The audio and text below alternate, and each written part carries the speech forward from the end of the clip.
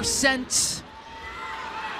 Markowski playing with 4 personal fouls, a key player off the bench for the Huskers. Alberti Rimdahl has fouled out. Guyton, an excellent guarding Prince, but leaves her alone from 3. Great rebound. Hargrove is fouled by Stolke. And that is going to be number 3 on Hannah. So that's something to keep an eye on. Hannah Stolke with 3, Alexis Markowski with 4.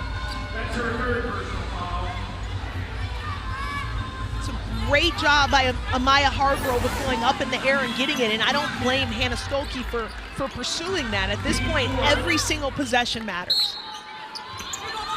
Kendall Moriarty getting big minutes here for the Cornhuskers. Mistley was also magnificent in the 4th quarter, and Olsen fouls her. That is 3 on Lucy Olsen. Now the fouls are going to keep racking up, and so whether I'm Jan Jensen or Amy Williams, I'm probably going to put more pressure on the defense in this overtime period. I'm going to probably try to get more paint penetration, more dribble drives. Mistley good on the first.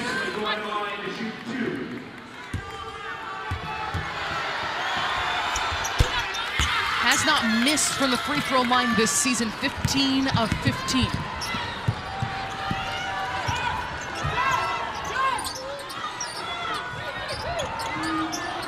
Wilson saw a lot of time in the paint in the 4th quarter. They go to Stolke, gets through Markowski and is fouled by her.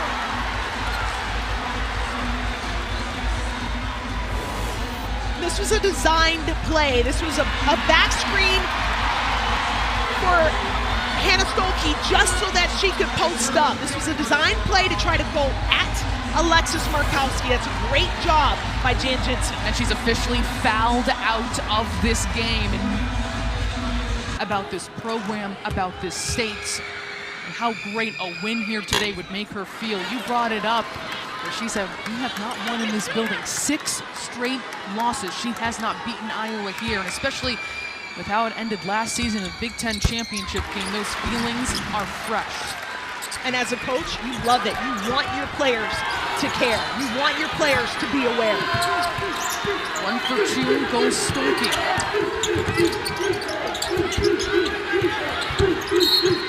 Whistle away from the ball. It's going to go on Feuerbach. That will be her 4th. The fouls are going to keep racking up, but I like the decision by Amy Williams and even by Jan Jensen of not settling, not shooting jumpers, instead putting pressure on the defense. Free throws here for Amaya Hargrove. Another freshman who has stepped up. She knocks down the first. They didn't have freshmen like this when I was coaching Sloan, or else maybe I'd still be coaching, because these freshmen are fearless. Correcting myself, the last foul on a falter. So no Hawkeye, even with 4 personal fouls. Already 2 Huskers have fouled out. Markowski and Rimdahl. Minute into this overtime. Getting downhill is a falter, but an offensive foul will give it to the Huskers. It's on Olsen, and now that is her 4th. They got Lucy Olsen with the illegal screen right there. And again, the screener cannot create the contact. We've seen that already being called in this game. So Olsen going to the bench right now.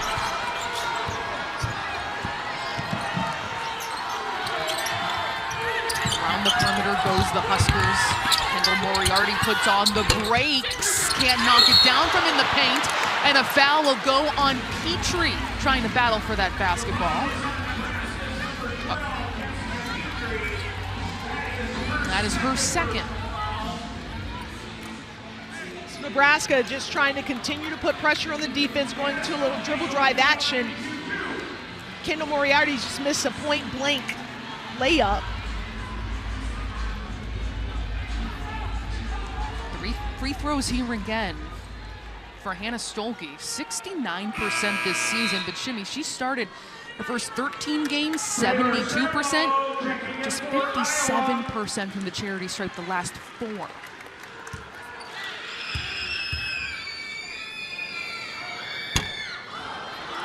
good on the first, keeping this a Nebraska 3-point lead.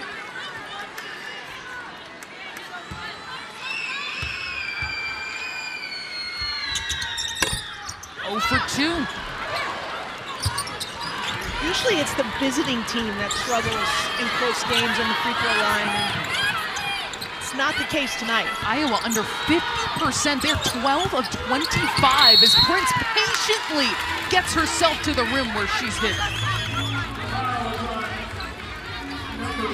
And that's going to go on Feuerbach. That is her 4th. So all of a sudden now 2 Hawkeyes with 4 personals, Feuerbach and Lucy Olsen, as Prince will again step to the line. I like the decision by Jan Jensen to go back to Addison O'Grady. I mean, regardless of what it feels like right now, this is still a 1-possession game before this free throw. Still plenty of time left. Go inside to your 68% field goal shooter. Now, things have felt choppy here, I think, with so many free throws. All of our points have been scored by free throws here in overtime, but 3.5 minutes is a lifetime. Prince no good on the second.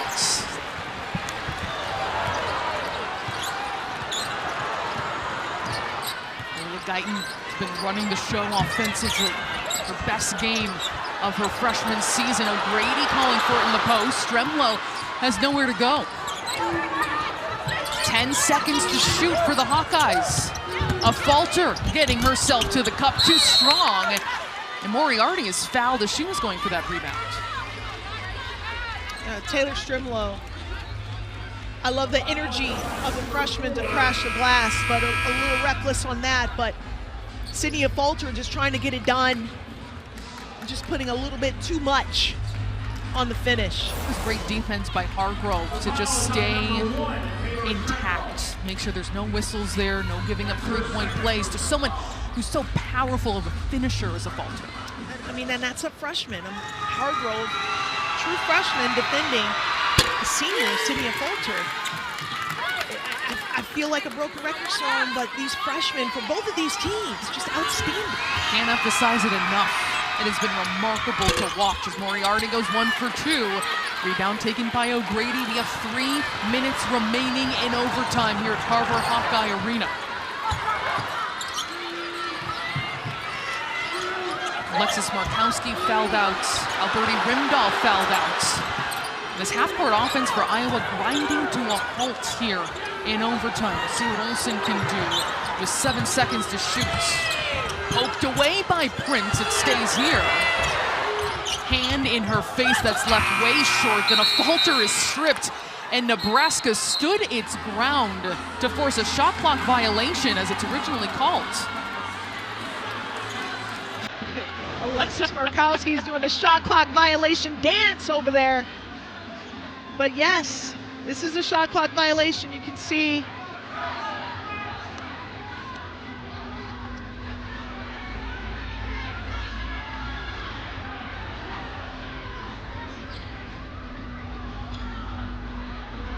Missley does clearly step on the line there.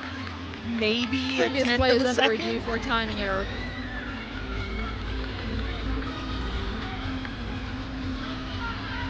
I love that the officials have the ability to go back and get this right.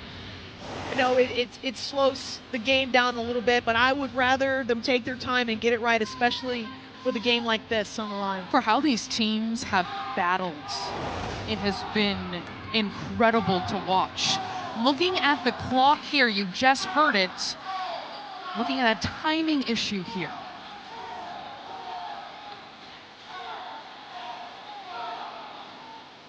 Watching the one on the backboard. That's a shot clock violation. It does stand that way. Nebraska has to be incredibly proud of its defense. We'll get another look here.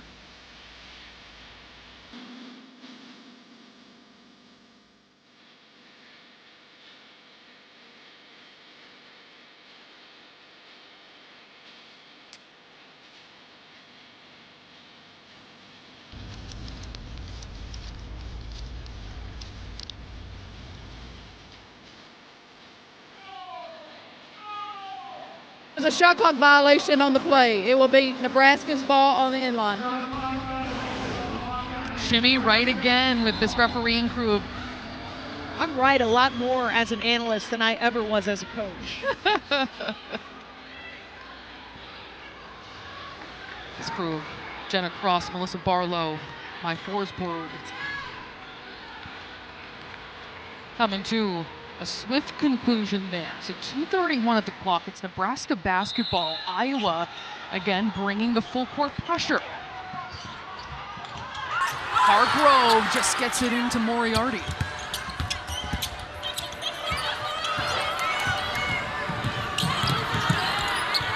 A 20 to shoot for Prince and the Huskers. Almost a steal by a Falter. That could have been a pick six right there.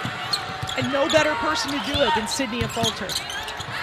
Nisley looking for Prince. Ball in her hands.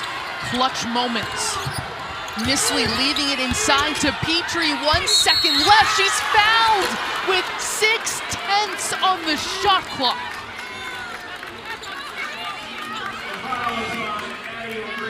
That's going to go on O'Grady, her first. You hate to see this, for it to get down to this much time on the clock, but yes, Petrie just did a really good job of attacking O'Grady's hip. She had the bead on her. O'Grady was out of position. You talk about poise, taking it down to the last possible moment to have a productive possession for your team. And Petrie does so there in the starting lineup in the absence of Natalie Potts out for the season. Another player coming up big. Under 2 minutes to play in overtime. Nebraska's won 3 straight games. Iowa has lost 3 straight, and that's where they're most successful. A quick dish inside to O'Grady. I like the pressure by Iowa. Keep it up. Turn it up. A violation. They didn't get it over in time. An incredibly costly turnover for the Huskers. You are right to praise that full court pressure by Iowa. It's the defense. Jan Jensen is going to win a lot of games with this Iowa ball club with this defense. You've got 2 freshmen out there in the backcourt. Turn up the heat. Is it possible the clock started before the ball was inbounded? Our refereeing crew is again huddling up. It did kind of feel like a quick 10 seconds to me. But it doesn't take away from the pressure Previous play and the is under defense review of for Iowa. a timing error. This is significant as well.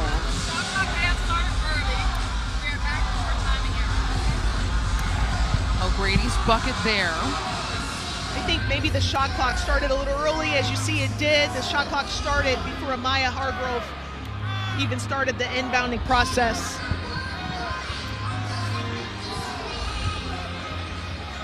Now that appears, Shimmy, I think, clear as day. Yeah, in that case. It's pretty obvious. It was a quick 10 seconds. I thought it was a quick 10 seconds, but I still really like the full court pressure that Iowa's bringing. You do. You have a freshman inbounding the ball in Hargrove. You have a freshman point guard in Britt Prince. Make them feel it. Working to sort out what the clock should read.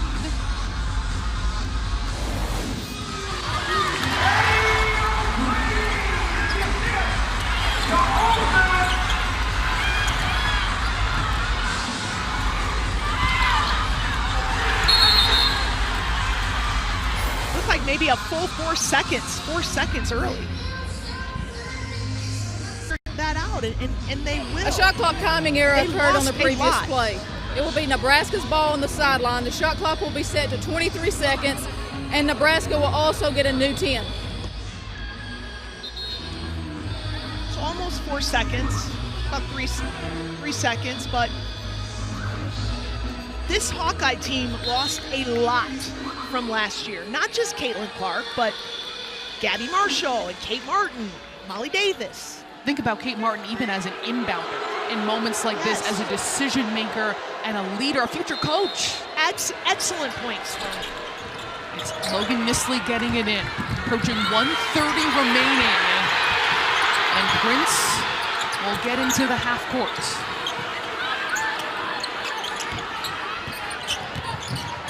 Prince has had trouble getting free from Guyton. Best games of their career here tonight. And they go head to head. Quick swing, Petrie. Can't knock down the clutch three, and O'Grady corralling the rebound. Limited minutes in regulation. Huge here is O'Grady. 1 minute left. A falter, dishing it off. O'Grady is fouled. It's a nice little connection between the two seniors. It's a great job by Sydney Falter of creating some dribble penetration, of drawing O'Grady's defender. Petrie stepped up. That means Grady was wide open on the backside. O'Grady stepping to the line, down by 5. See, that's 69% this season. Comes up big on the first. See the anguish on both sidelines. The stress mounting. Under a minute to play, more full court pressure. Prince has carried a major load today.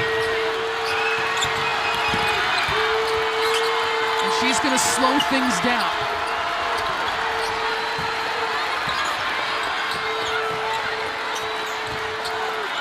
Prince resetting, then taking off, toying with the defense, the drive and kick.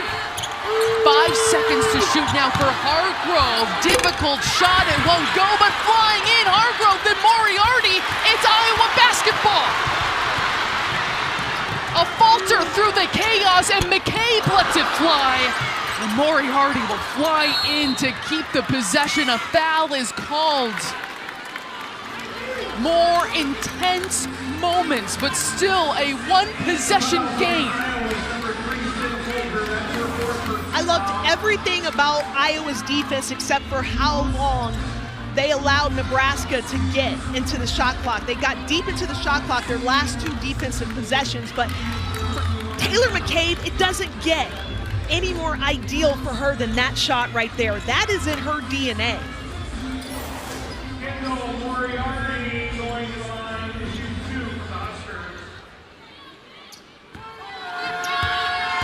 Today, just 1 of 6 from long range. She's normally a 47% shooter, but that a big missed free throw from Kendall Moriarty. Alexis Markowski fouled out of this game. They're without their leader and leading scorer, and it stays a one-possession game, but what a rebound! It keeps it here with the Huskers. Shot clock is off. Nisley holding on to it. She hasn't missed a free throw this season, and she's fouled. That might have been the most important offensive rebound in Nebraska's season so far. This was a one-possession game.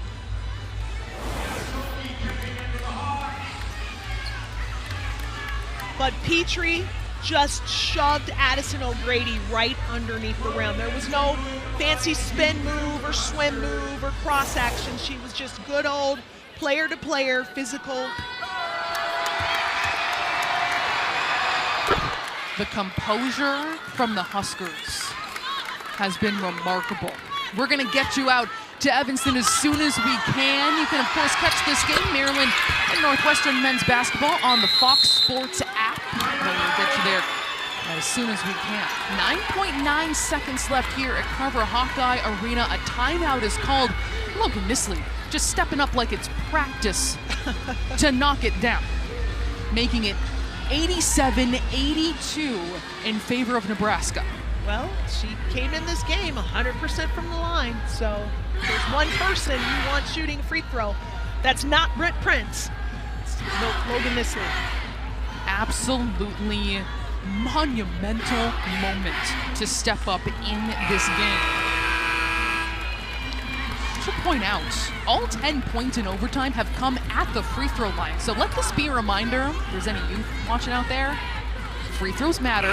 Just re-emphasizing that as as we look at this overtime contest. Iowa led by 11 with 6 minutes left in the fourth quarter, and then Nebraska could not miss to close this game, sending it to overtime. Alexis Markowski fouled out at 19 points. Hannah Stolke has not played much in this overtime. She's on the floor right now, but a monster 16-16 game. 9.9 seconds left. They go to Guyton, that grazes front iron. And a whistle after that shot. Kendall Moriarty just a little too physical on that defensive rebound. 6.9 seconds on the clock. And Kylie Feuerbach at the line to shoot 2. Kylie Feuerbach going to the line to shoot 2. And is good on the first. Now a 4-point game.